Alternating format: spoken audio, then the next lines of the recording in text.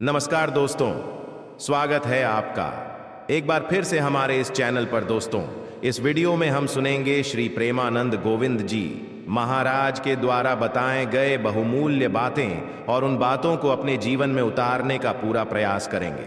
दोस्तों, चैनल पर पहली बार आए हैं तो चैनल को सब्सक्राइब कर लीजिए।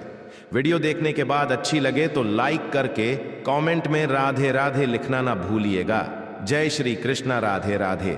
भगवान श्री कृष्ण की कृपा आप पर सदैव बनी रहे। चलिए दोस्तों, वीडियो शुरू करते हैं। पूर्व कर्म के परिपाक से यदि आपके जीवन में कोई दुख, रोग, विपत्ति, अपमान, अवहेलना आदि आ रही है, चुपचाप सह जाओ, उसका कोई प्रतिकार मत करो। कोई गाली दे रहा है, पलट के गाली मत दीजिए, वो तुम्हारा प्रारब्ध क्षय कर रहा है। ये संसारिक सिद्धांत नहीं, संसारिक पुरुषों की बात नहीं। कब तक हम सहें, वो हमें गाली रोज देता है, तभी तक देगा जिस दिन तक हमारा प्रारब्ध है। जिस दिन प्रारब्ध खत्म हो गया तो वही मित्र बन जाएगा, देख लेना, वही आपको प्यार करने लगेगा, क्योंकि वो बेचारा तो एक निमित्त मात्र है। तुम्हारा कर्म ही उसके सर पर चढ़कर तुम्हें ऐसे वचन सुनवा रहा है जिससे तुम्हारा हृदय जले, तुम अपने कर्म का भोग भोग रहे हो। ये सिद्धांत प्रपंचियों की समझ में नहीं आएगा, साधकों के लिए सिद्धांत है। भगवत प्राप्ति, भगवत प्रेम रस में डूबना, तत्वबोध प्राप्त करना, ये उन उपासकों का मार्ग है।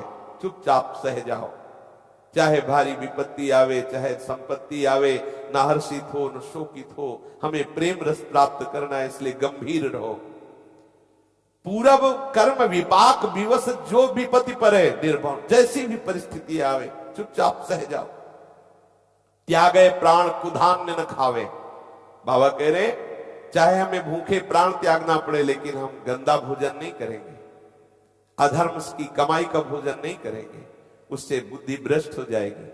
भोजन नहीं मिलेगा, 2-4 दिन जलेगा हृदय और पवित्र हो जाएगा। लेकिन गंदा भोजन, अभक्ष भोजन या ऐसा कुकर्म के द्वारा कमाया हुआ भोजन, बोले कभी न खाए। नहीं निंदा, ना तो किसी की निंदा करे और ना अपनी निंदा सुनकर के नाराज हो। एक पद में श्री चरणदास जी ने कहा है कि हे साधको, ऐसा निश्चय करो कि ये जो निंदा करने वाले हैं ये बहुत कृपालु है, हम पे बहुत कृपा कर रहे हैं, कभी भगवान इनको हमसे दूर न करें।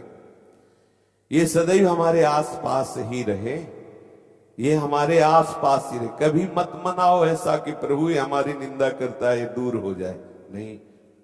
वो कह रहे, निंदक को नियरे ही राखो, होन न देऊ न्यारा। यदि कोई हटा रहा हो तो व्यवस्था करो, पास रखो, तो अपनी तरफ से व्यवस्था करे। बोले हाँ, निंदक नियरे राखे, आंगन कुटी छवाए। आप और व्यवस्था करो, उसकी खान पान की व्यवस्था करो।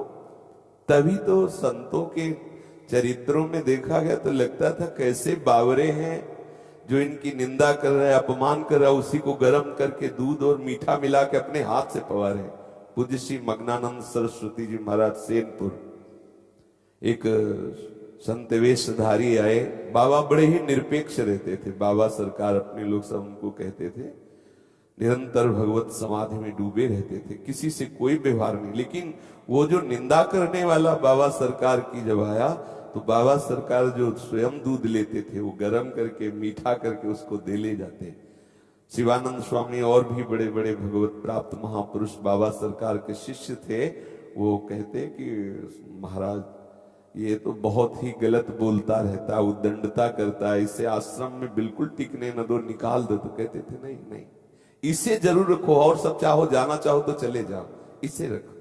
तभी ये लगता है कि मतलब कैसा, ये देखो महापुरुष जन कह रहे हैं कि निंदक को तो समीप ही रखो और अपनी तरफ से आंगन कुटी छवाए, व्यवस्था करो, उसके वास की व्यवस्था करो।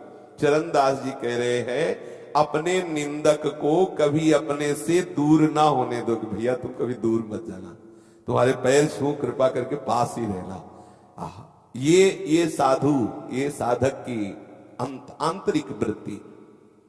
वास्तव में तो ये हमारा साचा मित्र है जो हमारी निंदा करता है। जो पाप बड़े बड़े जप तप पूजा पाठ और साधना करवे से भी ना कटे, वे निंदक महाराज क्षण में काट दे हैं। ये देखो लाभ की बात।